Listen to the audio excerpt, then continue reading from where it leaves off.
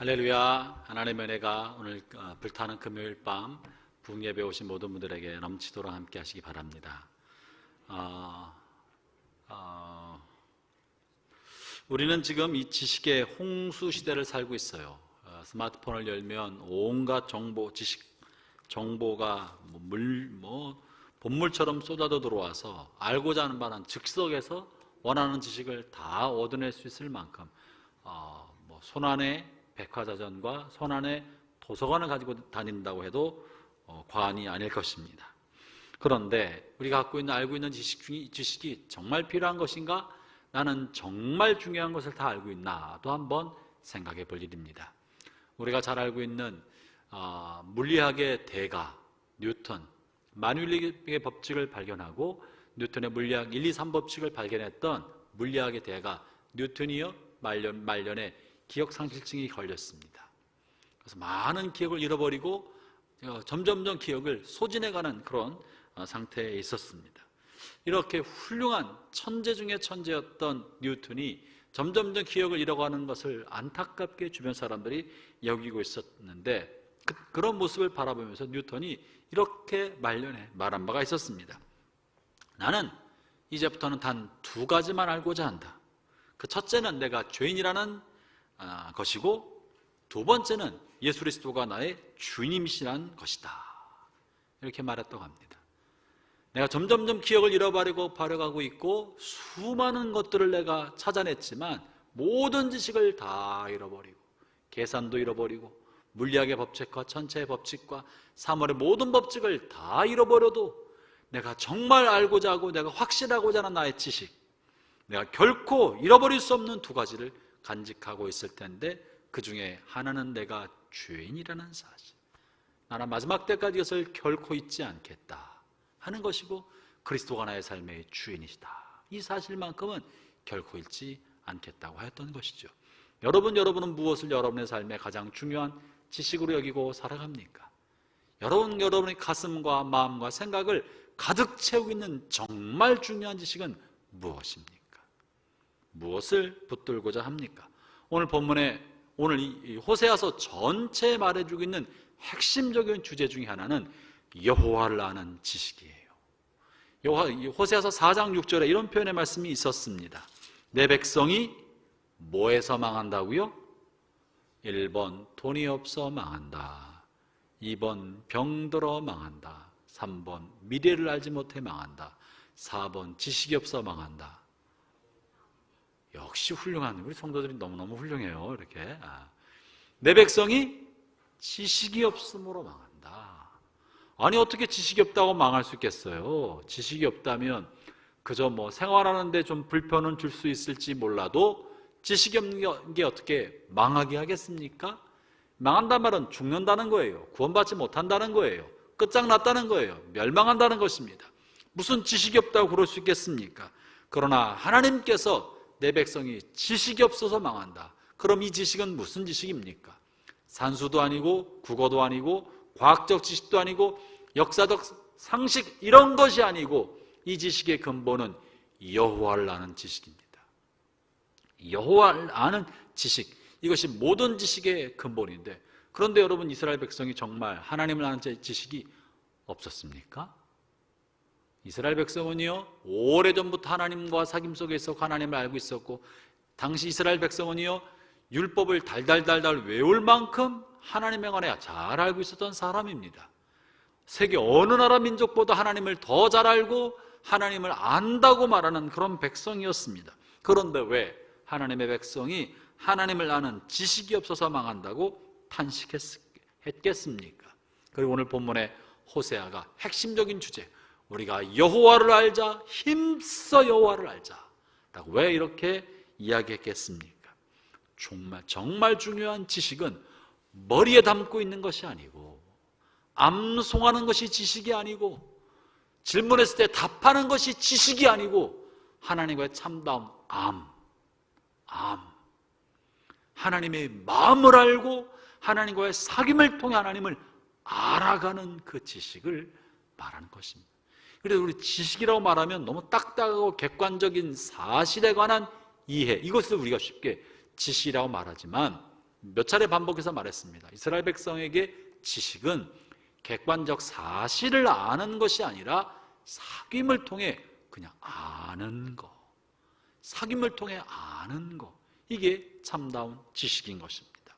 그것이 없기 때문에 멸망하고 망한다고 말하고 있는 것이고, 그것이 없기 때문에 하나님이 가슴을 아프게 여기시고 하나님이 고통스럽게 여기고 있다는 겁니다. 오늘 우리가 금요 부흥 이 밤에 이 성전에 나온 것도 하나님을 더 알고자 함인 줄로 믿습니다. 하나님을 더 깊게 알고자, 하나님을 더 알고자, 말씀을 묵상하고 읽는 까닭도 하나님을 더 깊게 알고자, 하나님을 알아가고자 하는 것입니다. 사도 바울의 위대한 고백처럼 나는 그리스도를 아는 이 고상한 지식을 더 얻기 위하여 내가 지금까지 알고 있는 모든 지식을 배설물처럼 여긴다. 그리스도를 아는 이 지식에 비하면 이건 배설물 같다라고 말하지 않았습니까? 그리스도를 알아감, 책으로 배우는 것이 아니라 사귐을 통해 알아감. 여러분의 삶에 그리스도를 알아가는 지식이, 하나님을 알아가는 지식이 날마다 더해지시기를 축원합니다. 여러분, 우리가 사람 인격체를 알아가는 것도요, 그저 얼마 정도 지난다고 아는 게 아닙니다. 부부 생활을 하고 50년 같이 살았어도 남편의 마음을 다 알아요? 아내의 마음을 다 알아요?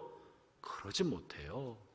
사람도 다 알지 못하는 게 사람인데, 하물며 우리가 무한하시고 광대하신 하나님을 이 작은 머리로 어떻게 다 알겠습니까? 안다는 게 이게 언어도단이죠. 알 수 없습니다.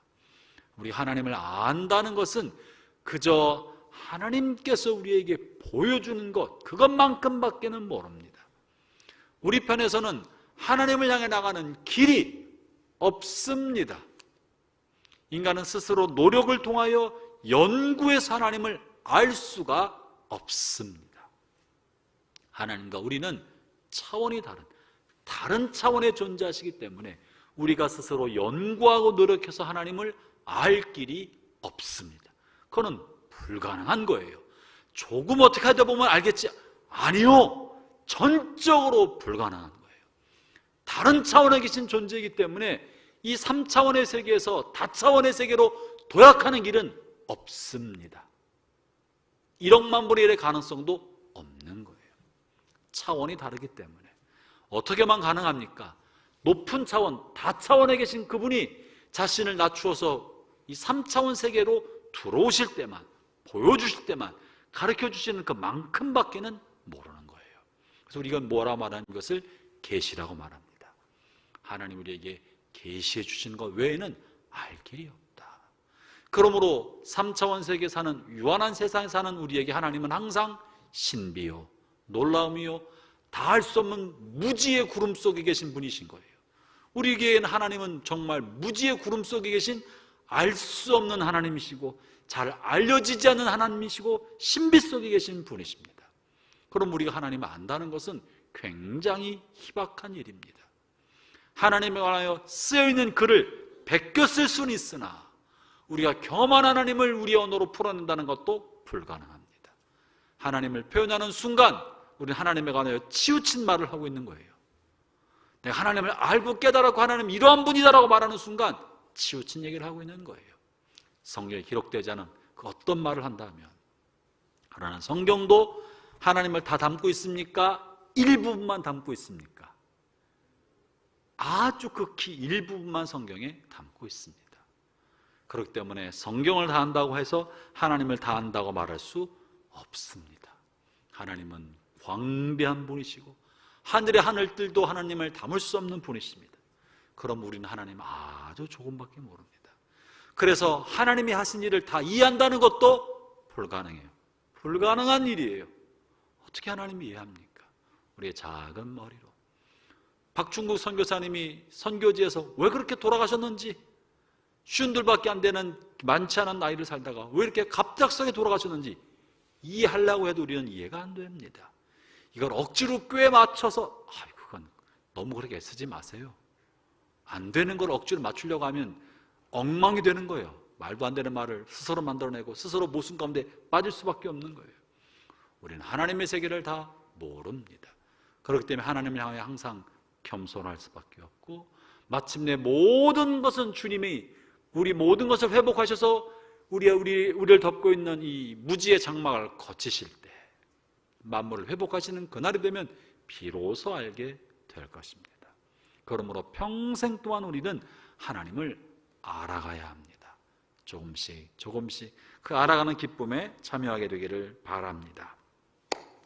오늘 본문에서 이렇게 하나님을 알자, 힘써 알자고 하는데, 오늘 본문은 본문 자체만 가지고는 다 알 수 없고, 이 본문을 이해하기 위해서는 앞에 있는 내용을 알아야 됩니다. 지난주에 호세아 5장 앞부분만 했고 뒷부분을 하지 않았는데, 이 뒷부분의 내용이 오늘 본문과 이어지는 내용인데요.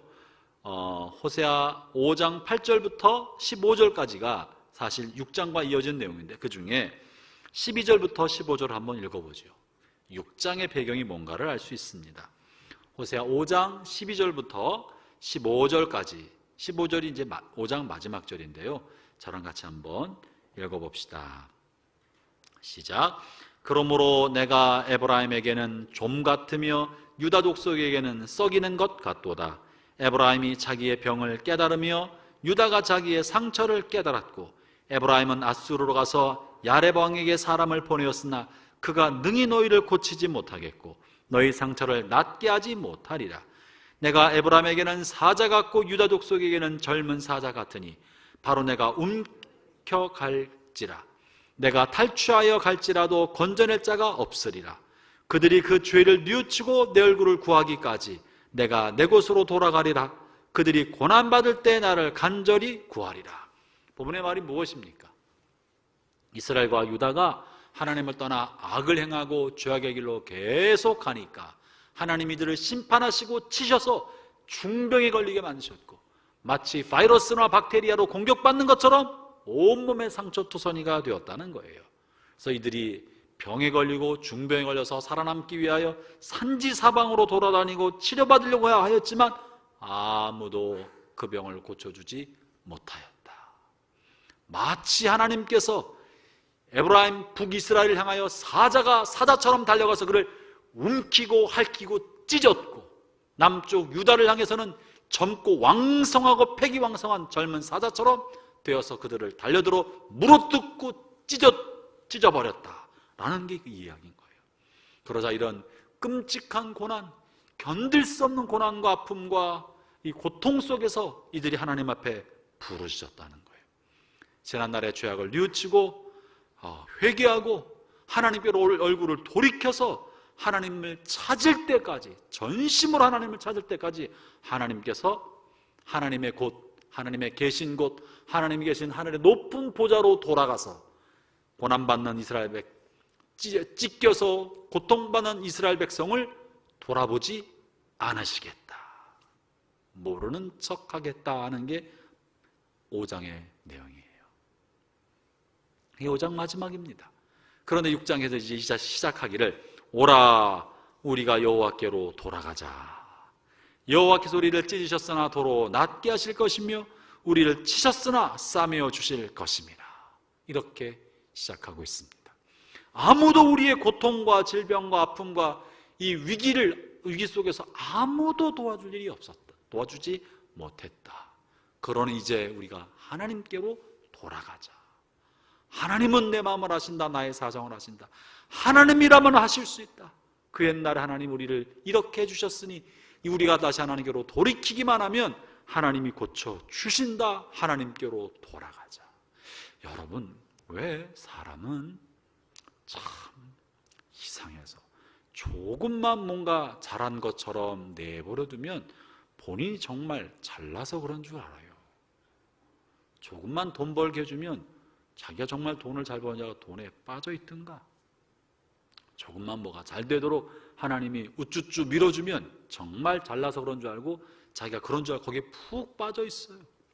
그리고 의시되고 목에 힘주고 어깨에 딱 버티고 그냥 거만한 목소리로 하고 그런 삶을 살아갑니다. 돈이면 다 될 것처럼 살아갑니다. 내가 붙잡은 이 권력이 마치 영원할 것처럼 큰 소리치고 함부로 하고 짓밟고 자기 마음대로 휘두르면서 살아갑니다. 그러나 건불 10년, 권력은 10년이 넘어가는 권력이 없습니다. 꽃은 피었다가 100일 넘기는 꽃이 없습니다. 모든 게 다 지나가고 하나님이 잠시 잠깐 맡겨주는 건데 하나님이 맡겨주셨다는 사실을 잊어버리고 마치 자기는 옛날부터 그런 것처럼 당연히 이런 것을 할 수 있는 것처럼 이런 상황이 오래 갈 것처럼 생각하고 함부로 합니다. 그랬다가 돈 날려버리고 사업 실패하고 높은 자리에서 바닥으로 추락해서 떨어져 버리고 바닥에 시궁창에 처박히고 사람들에게 멸시와 무시를 당하고 손가락질을 당해보면 또 건강이 무너져서 스스로 걸을 수 있는 힘이 없어 누워서 떠먹여진 음식을 먹을 수밖에 없게 돼버리면 그러고 나면 그때야 후회합니다. 아무것도 아니었구나. 아무것도 아니었구나. 다 지나가는 거였구나. 내가 잡을 수 없는 거였구나. 내가 잘못됐구나.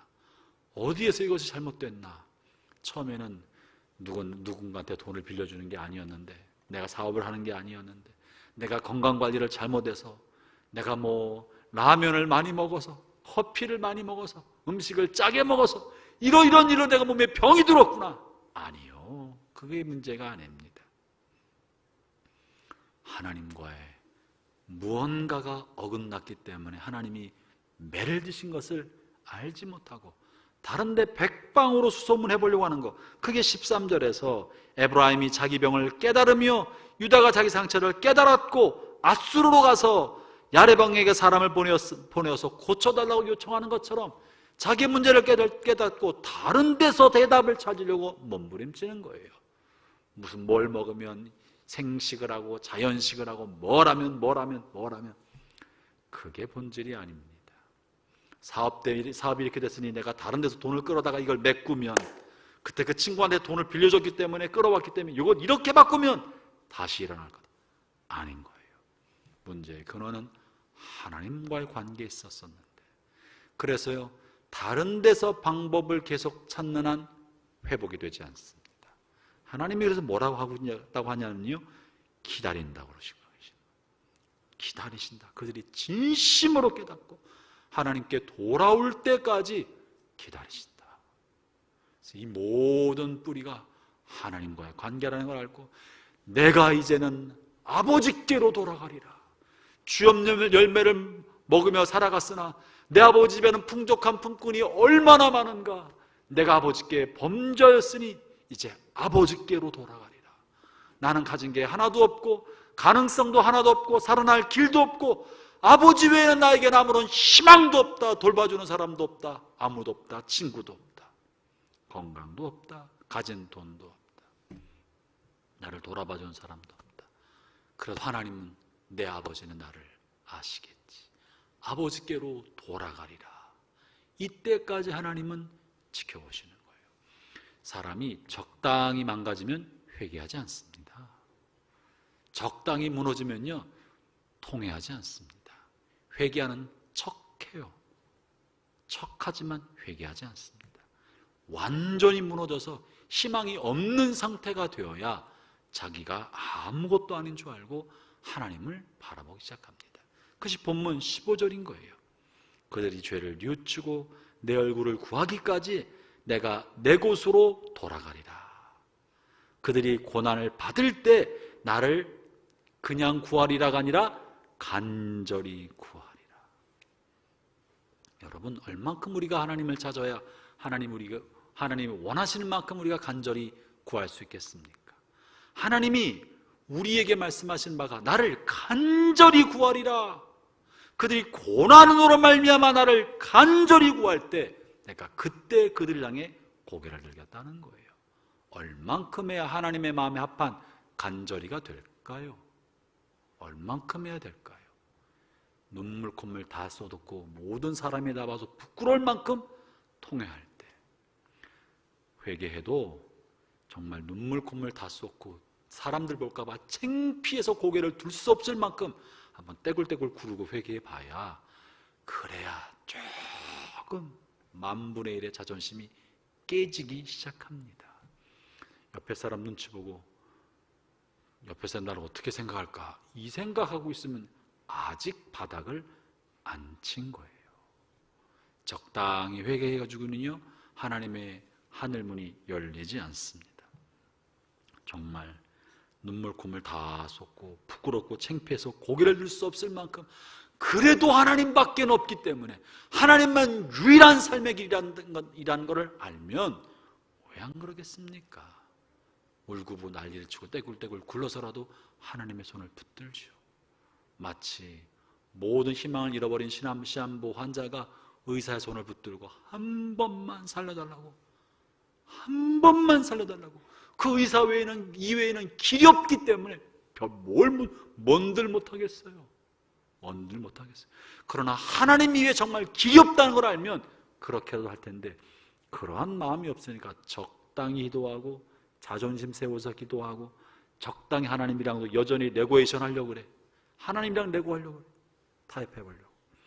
그때까지 하나님은 모르는 척하고 계시는 것입니다. 우리가 신앙생활하는 동안에, 신앙이 초기에 있을 때는요, 희한하게 주님에 대한 집중도가 높아지는데, 구원받았던 때는 초기, 그때는 주님에 대한 집중도가 높아지는데, 신앙생활의 한 연수가 점점점 더해가면 희한하게 주님에 대한 집중도보다 주변 사람을 의식하는 게 점점점 많아집니다. 이상하게 신앙의 연한이 깊어질수록 주님에 대한 집중도가 반비례하는 것 같아요. 교회 안에서 신급, 직분이 점점점 다음 단계로 갈수록 하나님에 대한 집중도보다 사람에 대한 눈치를 보는 게 더 많아지는 것 같아요. 이건 뭔가가 문제가 있고 이상이 있는 것입니다. 사랑하는 형제자매 여러분, 우리가 추구하고 따르고 만족시켜야 할 분은 오직 하나님 한 분이십니다. 그분만 바라봅시다. 사람을 자꾸 의식하고 사람을 바라보면 바리새인과처럼 되어가는 것이고 서기관처럼 되어갑니다. 머리에 알고 있는 지식은 하나님을 아는 참다운 지식이 아닙니다. 그 참다운 지식은 하나님의 손을 붙드는 것입니다. 신앙생활을 자꾸 해갈수록 전폭적으로 하나님을 향해 매달리는 것보다 다른 방법으로 수습하려고 하는 경우가 많아지는 거예요. 그래서 뭐가 생기느냐면 반복하는 거예요. 적당히 회개하고 다시 옛날 삶으로 돌아오고, 대충 회개하고 또 잘못하고, 이것을 쳇바퀴 돌듯이 계속 반복하고 있는 것이 이스라엘의 모습이었습니다. 그래서 지금 하나님께서는 모른 척 내버려 두시겠다고 하시는 거예요. 그랬다가 6장에 나오는 것은, 6장에 넘어갑니다. 6장에 넘어가서 우리가 여호와께로 돌아가자. 하나님께로 돌아가겠습니다. 주님 우리를 찢으셨으나 도로 낫게 해주실 것입니다. 주님이 치셨으나 싸매어 주실 것입니다. 할렐루야. 주님은 그러한 분이십니다. 아멘. 하나님 우리를 치신 것은 죽이려고 하신 것이 아니라 우리를 고치려고 하시는 것입니다. 우리의 죄로 말미암아 상한 심령과 영혼과 우리의 삶을 고치기 위하여 치시는 것입니다. 우리를 흔들어 놓아서 하나님 앞에 다시 쌓고자 하시는 것입니다. 놀라운 사실은요, 사람이 고치는 것은 오래 걸리지만 주님이 고치는 것은 순식간에 고친다고 말합니다. 2절에 볼까요? 함께 2절을 읽어보겠습니다. 시작. 여호와께서 이틀 후에 우리를 살리시며 셋째 날에 우리를 일으키시리니 우리가 그의 앞에서 살리라. 우리가 하나님 앞에 회개하기만 하면, 돌이키기만 하면 주님이 싸매어주고 고쳐주셔서 이틀 만에 살리시고 3일 만에 일어서서 하나님 앞에 설 수 있도록, 달려갈 수 있도록 고쳐주신다는 거예요. 그렇기 때문에 하나님을 알자, 힘써 하나님을 알자. 그에 나타나시면 새벽빛같이 어김없이 나오시고 비와 같이 땅을 적시는 늦은 비와 같이 우리에게 갑자기 임해 주실 것이다 라고 말하고 있는 거예요. 이 말은 얼마나 놀라운 사실이고 진리입니까? 아멘. 그런데 이렇게 이 사람들이 이렇게 회개했는데 4절에 뭐라고 말합니까? 4절을 읽어보겠습니다. 시작. 유다야, 내가 네게 어떻게 하랴? 너의 인애가 아침이 구름이나 쉬 없어지는 이슬 같도다. 본문에 오라 우리가 여호와께로 돌아가자 이 말을 앞에 1절부터 3절까지 이야기를 호세아 선지자가 우리가 죄가 빠졌을 때 하나님께로 돌아갑시다 라고 호세아 선지자가 말한 것처럼 보입니다. 하나님께로 돌아서 하나님 이런 분이시다. 그런데 개역 성경은 그렇게 되어 있는데 개역 한글판 옛날 성경을 보면 굉장히 본문이 당황스럽습니다. 저는 옛날 성경을 보면서 이 본문을 사실 이해하지 못했었어요. 무슨 말이지? 그러나 개역 개정판을 보면서 다시 이해할 수 있게 되었는데 옛날 개역 한글, 우리가 새롭게 개정되기 전 개역 한글 본 어떻게 되어 있나? 15절을 한번 읽어볼까요? 15절 개역 한글로 읽습니다. 읽어보겠습니다. 시작. 내가 내 곳으로 돌아가서 저희가 그 죄를 뉘우치고 내 얼굴을 구하기까지 기다리리라. 저희가 고난을 받을 때 나를 간절히 구하여 이르기를. 그렇죠? 저희가 나를 간절히 구하여 그들이 말하기를 우리가 하나님께로 돌아가자. 6장 1절 이어지는 게 오라 우리가 여호와께로 돌아가자 이렇게 말한다는 거예요. 다시 말하면 우리가 여호와께로 돌아가자 이 말은 선지자가 한 말도 아니고 호세아 선지자가 너희가 죄를 이렇게 많이 졌으니 하나님께로 돌아와라. 하나님이 이렇게 고쳐주신다. 하나님 너희를 치셨으나 너희가 돌이키기만 하면 싸매어 주실 것이고 너희가 돌이키기만 하면 이틀 만에 고쳐주시고 3일 만에 하나님 앞에 설 수 있게 만들어 주실 것이다 하는 예언의 말씀을 선포해 준 것이 아니라 이 이야기는 누가 한 거라고요? 누가 한 거라고요? 고난을 받고 있는 이스라엘 백성이, 마치 사자에게 찢긴 것처럼 거진 죽게 된 이스라엘 백성이 고난 가운데 있으면서 내가 하나님께로 돌아갑니다. 주님이 우리를 치셨으나 우리를 고쳐주실 줄로 믿습니다. 내가 하나님께로 돌아갑니다. 주님이 나를 싸매어줄 걸로 믿습니다. 내가 하나님께로 돌이키면 주님이 이틀 만에 나를 살리시고 3일이면 나를 온전케 하실 줄로 믿습니다. 주님은 신실하시고 성실하셔서 새벽빛같이 어김없이 고쳐주실 것이고 늦은 빛처럼 우리 가운데 임해 주실 것입니다 라고 고백하고 기도하고 있는 내용이에요. 여러분이 고백과 기도는 얼마나 간절하고 얼마나 진실하며 얼마나 타당합니까? 그래요, 안 그래요? 너무 은혜스러운 고백이에요. 너무 은혜스럽고 너무 맞는 말이고 너무 성경적인 말이에요. 그런데 놀라운 것은 이 유다 이스라엘 백성의 이 간절하고 이 아름답고 이 진리를 내포하고 있는 이 고백을 하나님께서 거절하셨다는 거예요. 안 받으셨다는 거예요. 이 기도를 하나님이 물리치셨다는 거예요. 그것이 4절고 5절입니다. 다시 4절과 5절을 3절에 그들이 하나님 우리 이렇게 주실 것입니다 라고 기도한 거예요. 간절히 구하면서 이렇게 말한 거예요. 그런데 에브라임아 내가 너에게 어떻게 하랴? 유다야 내가 너에게 뭘 어떻게 주면 좋겠냐? 이런 말이죠. 너가 나에게 이렇게 기도하고 있지만 내가 너에게 어떻게 주랴? 어떻게 주면 좋겠냐? 너 좀 생각 좀 해봐라. 너의 인애가 아침 구름처럼 쉽게 사라지는구나. 그렇기 때문에 내가 선지자들로 그들을 치고 내 입의 말로 그들을 죽였노니 내 심판은 빛처럼 급속하게 너희에게 임할 것이다. 이스라엘이요 이렇게 기도했는데 하나님이 그 기도를 거절하시고 입술의 말로 치시고 심판의 빛을 내려서 멸하시겠다고 하신 것입니다. 이게 너무 어려운 거예요. 왜? 하나님 왜 이렇게 하셨지? 이렇게 회개하고 이렇게 하나님 붙들고 하나님의 신실하심을 바라보는 하나님의 백성들을 향해서 하나님 왜 이렇게 하셨을까? 여러분 이것이 매우 중요한 본문의 내용입니다. 오늘 이 본문의 내용은요 어쩌면 우리가 입으로 하나님을 찾고 입으로 하나님의 말씀을 그대로 읊조리고 입으로 시편의 기도를 가지고 하나님 앞에 그대로 기도한다 할지라도 하나님의 성품을 의지하여 하나님을 찾고 부르짖고 간절히 매달린다 할지라도 우리가 고난에 빠졌을 때 고난 가운데서 하나님 앞에 부르짖어 이르기를 하나님여 우리를 도와주옵소서 주님의 신실하심을 따라 우리를 고쳐 주옵소서 고칠 줄 믿습니다. 회복할 줄 믿습니다. 이 사업의 어려움으로부터 살려낼 줄로 믿습니다. 이 가정의 문제를 회복시켜 줄 줄 믿습니다라고 기도한다고 해도 하나님께서 안 들으신다. 무시하신다. 우리의 기도를 발로 차버리시고 오히려 우리가 더 이 기도 때문이라도 어쩌면 더 심한 심판을 내려보내실지도 모르신다는 거예요. 그러면서 하나님이 기도하고 있는 그들에게 유다야, 얘들아 내가 너를 어떻게 주랴? 내가 너를 어떻게 주면 좋겠냐? 이렇게 말씀하시는 거예요. 무슨 말입니까, 여러분? 이 말 우리가 어떻게 이해해야 합니까? 이것이 그냥 문자로만 나열돼서는 하나님이 너무 이상하시다, 이렇게 구하고 있는 사람들에게 어떻게 달라니요? 고쳐달라고 말하고 있지 않습니까? 하나는 왜 안 들으십니까? 문자대로는 그런 거예요. 그러니 잘 이해가 안 되는.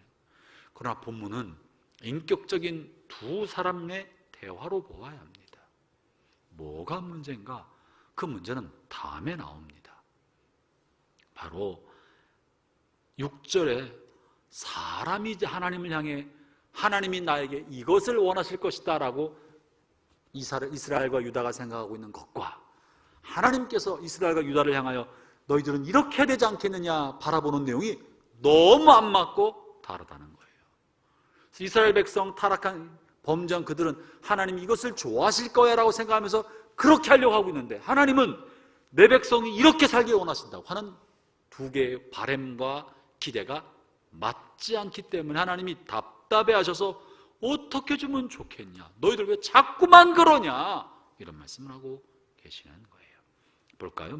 하나님이 정말 바라는 게 뭔가?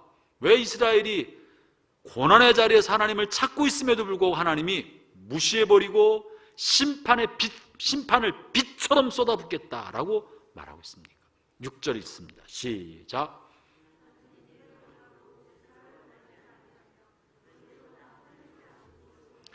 여러분, 이건 너무너무 중요한 이야기입니다. 먼저는 우리가 원하는 것과 아니요, 우리가 하나님을 향해 하나님의 뜻은 이러할 거다라고 기대하는 것과 우리를 향해 하나님이 기대하시고 바라는 바가 다를 수 있다는 사실을 선명하게 이해해야 합니다.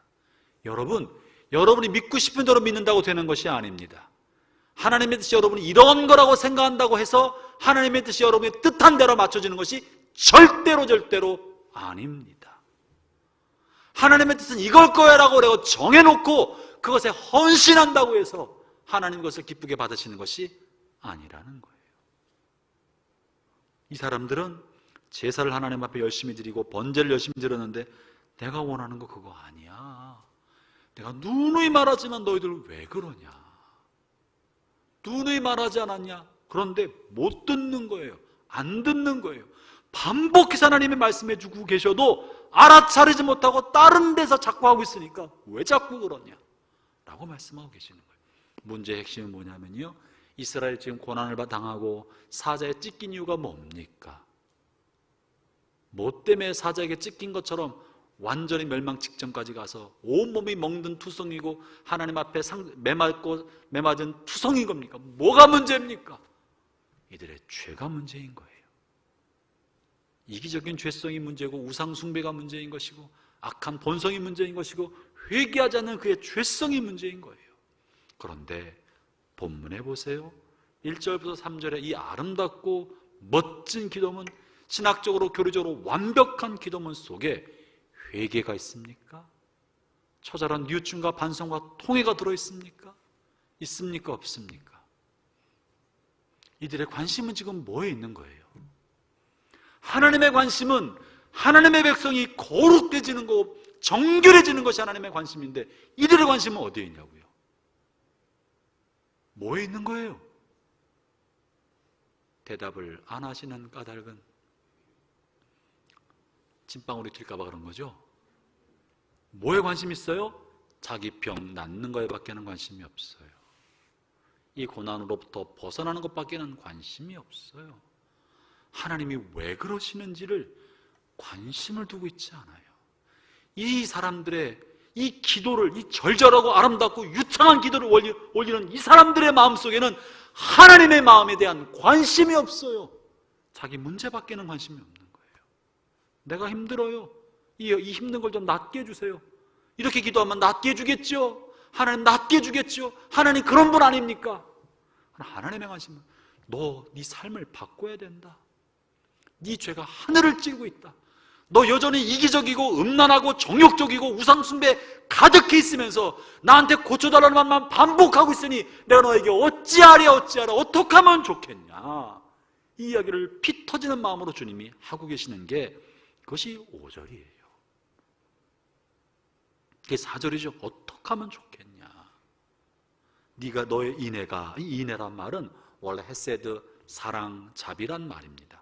근데 본문에서 인애란 말이 사용된 거는요, 신실함, 약속에 대한 신실함을 의미하는 용어로 사용이 됐습니다.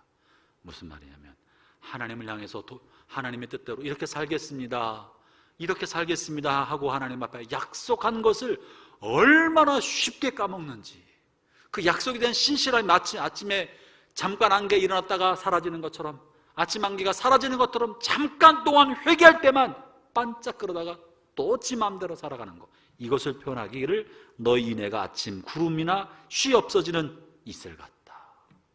그 말씀하시는 거예요.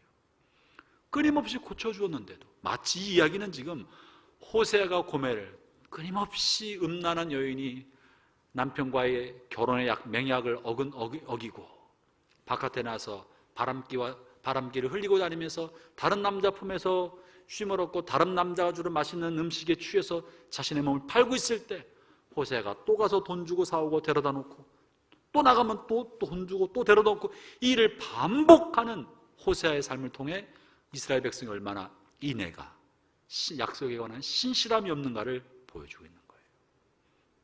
하나님이 끊임없이 품어 안고 용서하고 돌아오라고 말하고, 돌아와서 다독거려줘도 또 여전히 이기적이고 정욕적이고 교만하고 우상숭배에 빠졌고 돈과 세속적 욕심에 계속 빠져가면서도 자기 아픔을 생기기만 하면 하나님을 도와달라고 하고 있는 이 모습을 보여주고 있는 겁니다.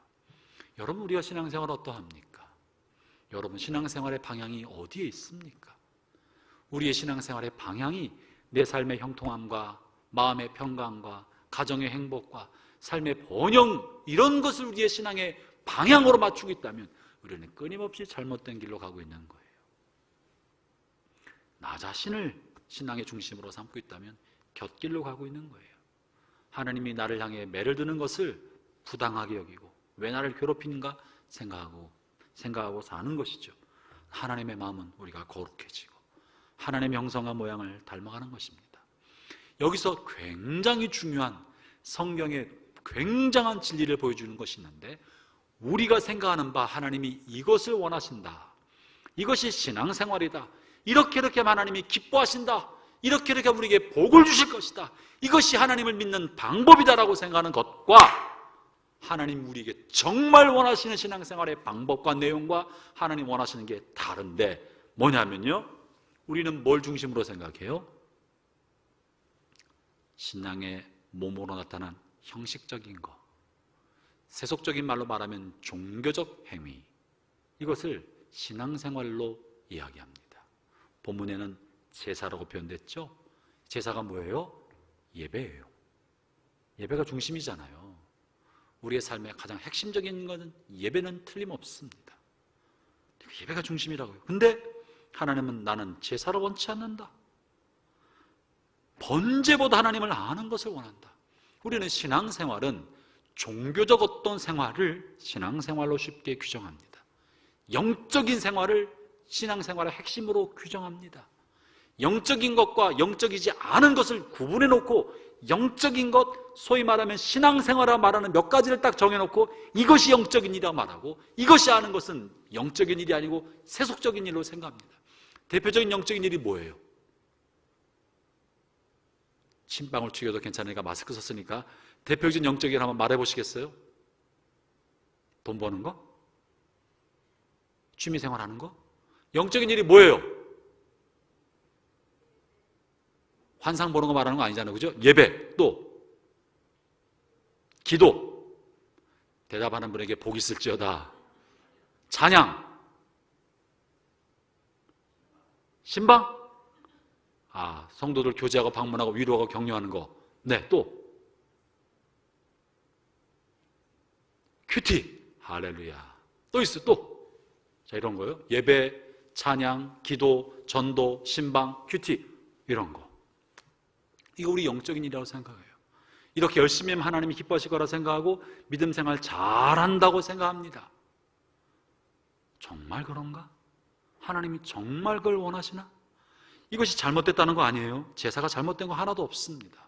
근데 하나님이 지금 말하는 정말 본질적인 뭔가를 얘기하고 있는데, 놀랍게도요, 이런 표현이 당황스럽지만 이런 이야기, 6절 같은 이야기는 성경에 굉장히 많습니다.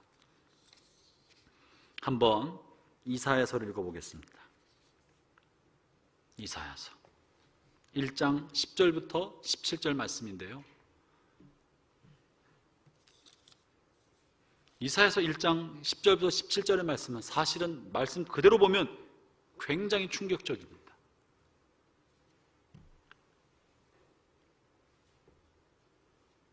같이 한번 읽어보겠습니다.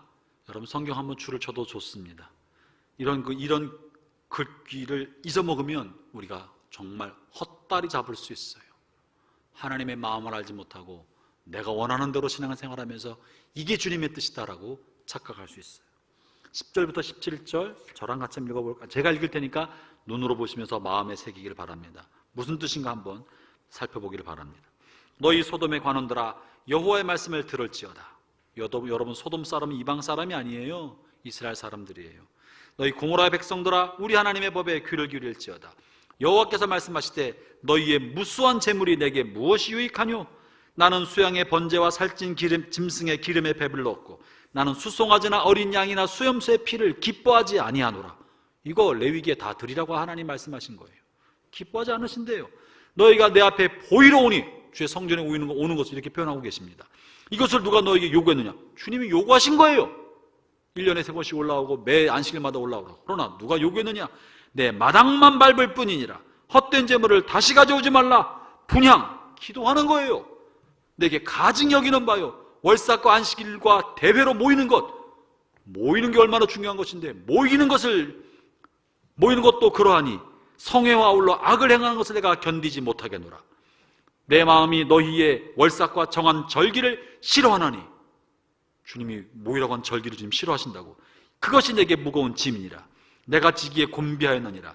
너희가 손을 펼 때 내가 내 눈을 너희에게서 가리고, 손을 펼 때 도심을 구할 때 눈을 가려버리시겠대. 너희가 많이 기도할지라도 내가 듣지 아니하리라. 이는 너희의 손에 피가 가득함이라. 너희는 스스로 씻으며 스스로 깨끗하게 하여 내 목전에서 이 악한 행식을 버리며 악행을 그치고 선행을 배우며 정의를 구하며 학대받는 자를 도와주며 고아를 위하여 시원하며 과부를 위하여 변호하라 하셨느니라. 우리가 하는 것과 주님이 원하는 게 얼마나 차이가 있습니까? 이사야만 그런 것이 아니고요, 아모스를 볼까요? 아모스 5장 21절부터 24절의 말씀도요, 이런 말씀이 실려 있습니다.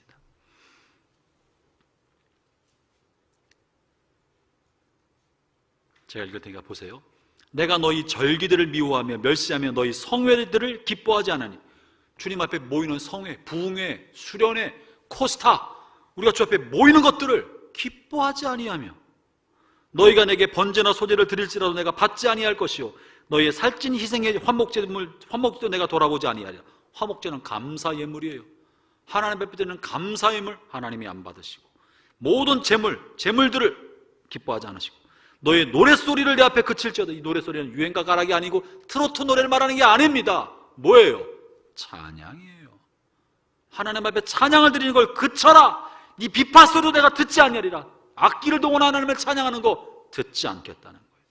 그리고 뭘 하라고요? 24절 시작. 오직 정의를 물같이 공의를 마르지 않는 강같이 흐르게 할지어다. 주님이 우리에게 바라시는 것과 우리가 주님께서 이것을 기뻐하실 거라고 생각하는 게 얼마나 차이가 납니까? 여기만 있는 게 아니에요. 미가서에 또 있어요. 미가서 6장 6절부터 8절.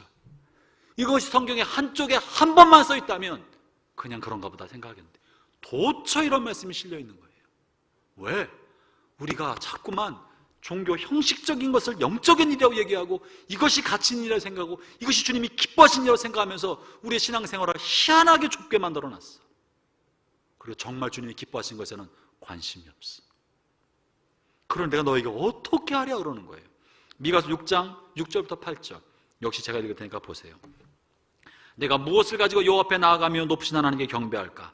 내가 번제물로 1년 된 송아지를 가지고 그 앞에 나아갈까? 여호와께서 천천의 수양이나 천의 천, 10만이에요. 만만의 1억인 거예요. 만만의 강물 같은 기름을 기뻐하실까? 내 허물을 위하여 내 맏아들을, 내 영혼의 죄로 말미암아 내 몸의 열매를 드릴까? 어떤 허물을 다 드린다 할지라도 주님 뭘 기뻐하실까? 아니다. 사람아 사람아, 주께서 선한 것이 무엇임을 너에게 이미 보이셨나니 여호와께서 참으로 구하시는 것이 뭐냐? 제사나 번제나 희생제물이나 헌금이나 봉사나 헌신이나 기도나 찬양이나 성경 달달달 외우는 거나 이런 것이 아니라 정의를 행하며 인자를 사랑하며 겸손하게 네 하나님과 함께 행하는 것이 아니냐. 하나님 우리에게 원하시는 것과 하나님 우리에게 원하실 거라 우리가 생각하고 하는 것과 얼마나 차이가 있습니까? 신앙의 본질이 뭡니까? 그렇다고 해서 예배드리고 헌물하고 봉사하고 기도하고 찬양하고 전도하는 거 하지 말라는 말이 아닌 거예요. 하나님 분양을 얼마나 기뻐하시고 찬양 가운데 거하시는 분 아닙니까? 찬송 가운데 거하시는 분이신 거예요. 우리 기도를 통해 일하시는 분이신 거예요. 우리가 하나님 앞에 번제로 하나님 앞에 나가기를 기뻐하시는 분이신 거예요. 그러나 왜 이렇게 말씀하고 계십니까? 이것을 반복해서. 제가 PPT 한 장을 만들어서 띄워보실래요? 하나님께서 싫어하는 목록, 지금 우리가 호세아 6장에서 이사 1장에서 아모스 5장에서 미가서 6장에서 반복해서 말씀해주고 있는 내용이 뭐냐고요.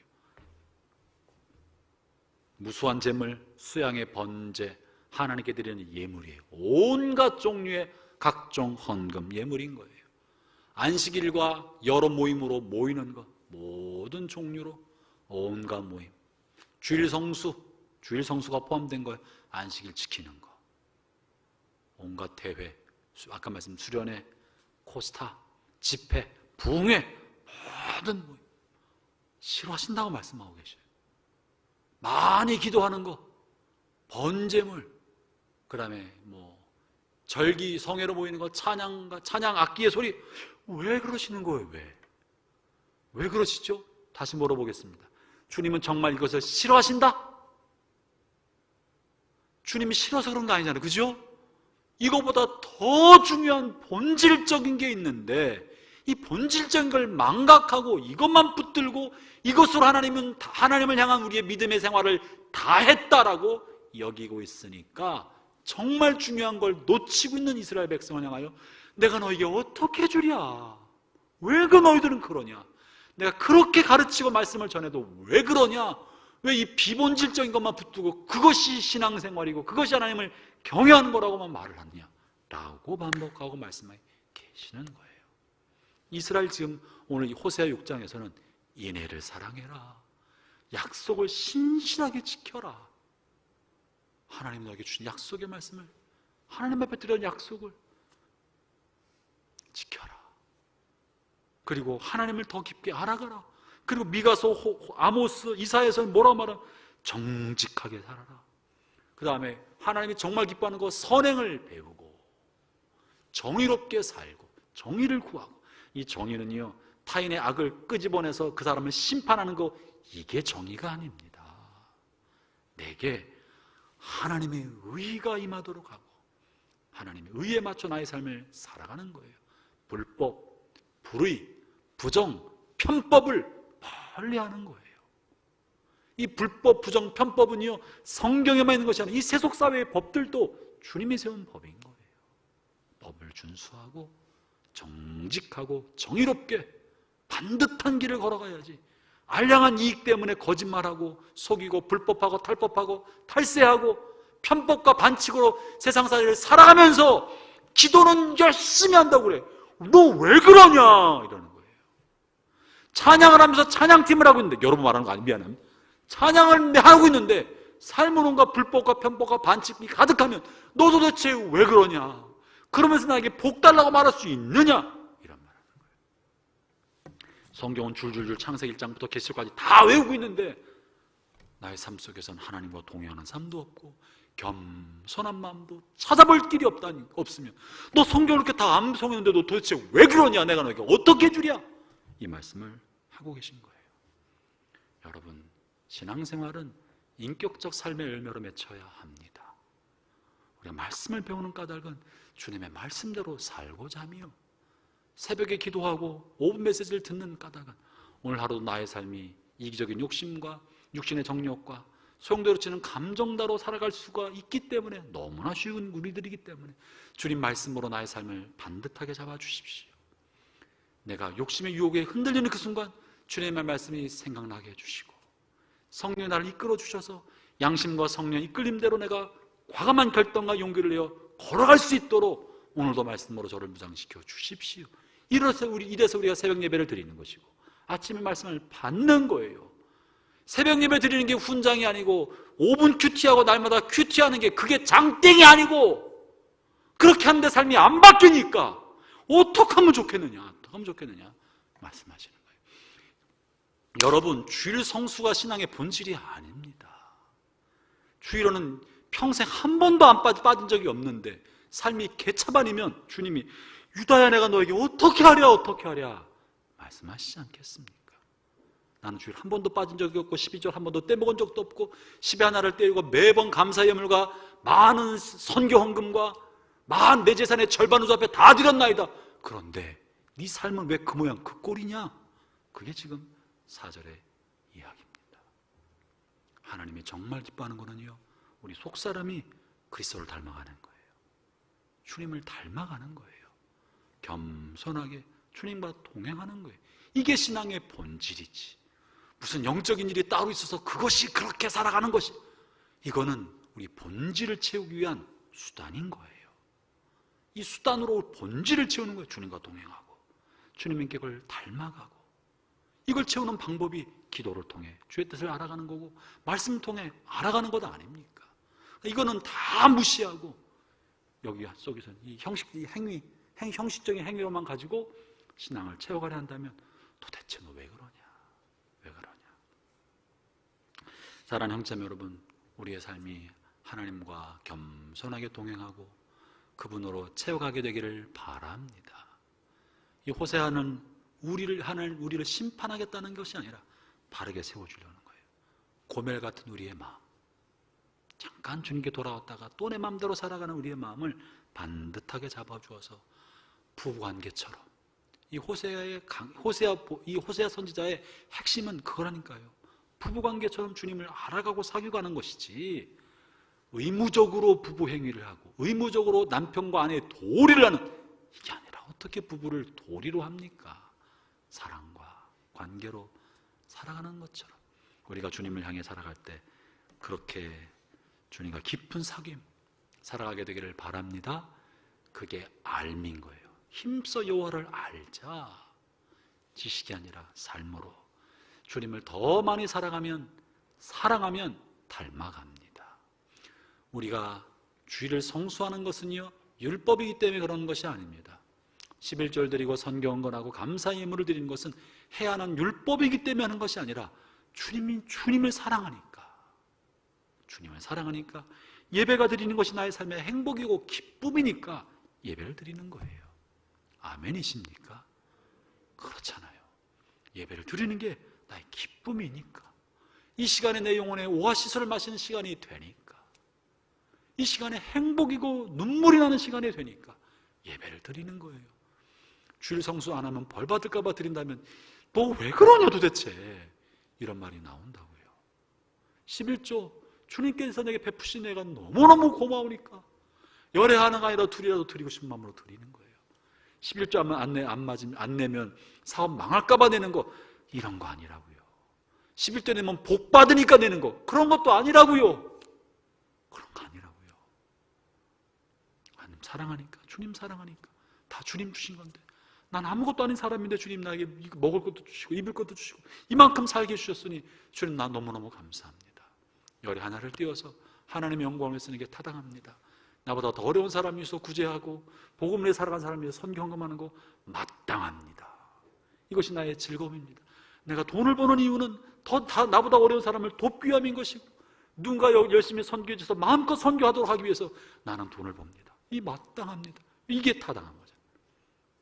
이것이 신앙생활이 아니겠습니까? 그런데 그런 마음이 없이 형식적으로 살아간다면 너 왜 그러느냐 하는 책망을 받게 될 것입니다. 사랑하는 자매 여러분, 저는 우리 예배가 그 주님을 향한 사랑의 감격 속에 다시 한번 뜨거워지기를 바랍니다. 주님이 번제와 제사, 예배를 드리지 말라는 것이 아니라 정말 중요한 걸 붙잡고 주님 사랑하는 마음으로 예배가 정말 살아나도록, 예배가 살아나도록, 본질이 살아나도록, 주님과의 알미 예배 안에 살아나도록 하는 간절한 호소가 이 안에 들어있는 것입니다. 우리 다시 한번 우리의 신랑 되신 주님, 우리 아버지 되신 주님, 목자 되신 주님과 다시 한번 우리 심령 속에 뜨거운 사랑이 다시 회복되는 복된 이 밤 되기를 주의 이름으로 축원합니다. 기도합시다.